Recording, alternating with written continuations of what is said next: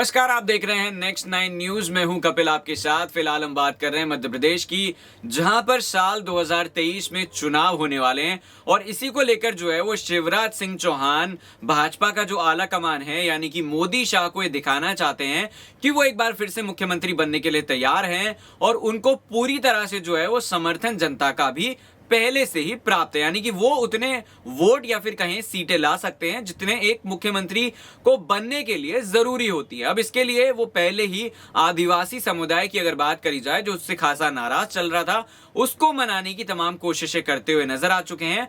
फिलहाल अगर बात करी जाए तो टीकमगढ़ जो जिला है मध्य प्रदेश का, उसमें जो है वो भू आवासीय अधिकार योजना लेकर आए हैं, जिसके तहत जो है लगभग 11,000 परिवारों को इसका सीधा सीधा फायदा होने वाला है। 130 करोड़ की जो जमीनें हैं वो जल्द ही इन परिवारों को मिलने वाली है। उसके साथ साथ आदेश दिए गए हैं कि जो जमीनें मिलेंगी जिन पर ये लोग अपने मकान बनाएंगे उसके आसपास चाहे वो बिजली हो चाहे वो पानी हो, तमाम तरह की चीजें जो हैं वो अधिकारी उपलब्ध कराए और इसमें किसी भी तरह की कोताही नहीं होनी चाहिए। तो इसी को लेकर एक खास रिपोर्ट है जो हम आपको बताने वाले हैं। देखिए जरा इस रिपोर्ट को।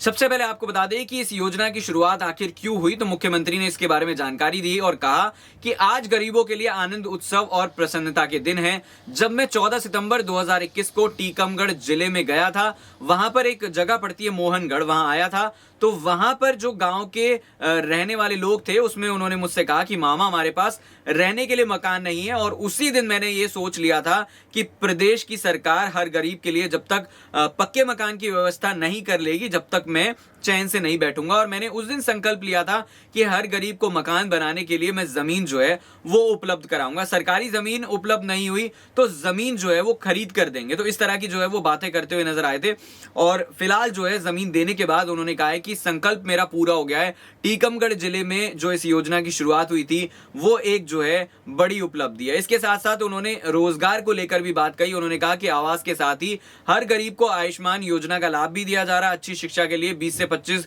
गांव में एक मुख्यमंत्री जो है राइज स्कूल के नाम से मैं जल्दी खोलने जा रहा हूं। मुफ्त में राशन मिल रहा है गरीबों को। अगर उच्च शिक्षा की बात है तो उसकी फीस भी मामा भरवा रहा है। यहाँ यानी कहीं ना कहीं वो अपने ऊपर इशारा कर रहे थे, अपनी ओर इशारा कर रहे थे। और शिवराज सिंह चौहान ने कहा है बुजुर्गों के लिए तीर्थ यात्रा की जहां तक बात है, हवाई जहाज की बात है, तो इससे भी तीर्थ यात्रा करवाई जाएगी। उन्होंने कहा कि जो आने वाला समय है वहां पर 1.25 लाख सरकारी नौकरियां दी जाएंगी जिस पर भर्ती की जाएगी और हर माह 2.5 लाख नौजवानों को स्वरोजगार देने का लक्ष्य रखा गया है।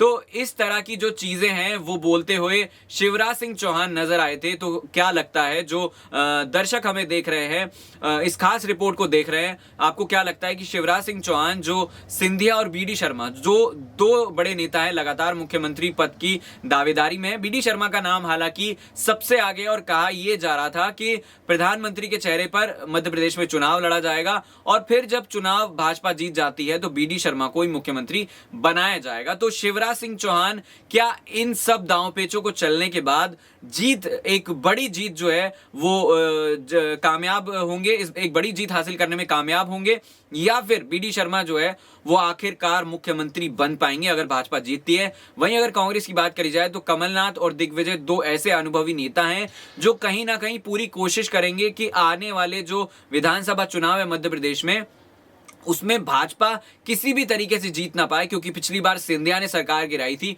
तब जाकर कहीं भाजपा की सरकार बनी थी। अगर ऐसा ना हुआ होता तो कांग्रेस आज 5 साल का फुल टाइम कार्यकाल यानी कि फुल टाइम सरकार जो है वो चला रही होती। तो कमेंट करके बताइए क्या भाजपा एक बार फिर से जीत पाएगी मध्य प्रदेश में मामा के इन दाव पेचों के बाद, या फिर कांग्रेस को जीत हासिल होगी? फिलहाल नेक्स्ट 9 न्यूज की पेशकश में इतना ही। देखते रहिए। नमस्कार।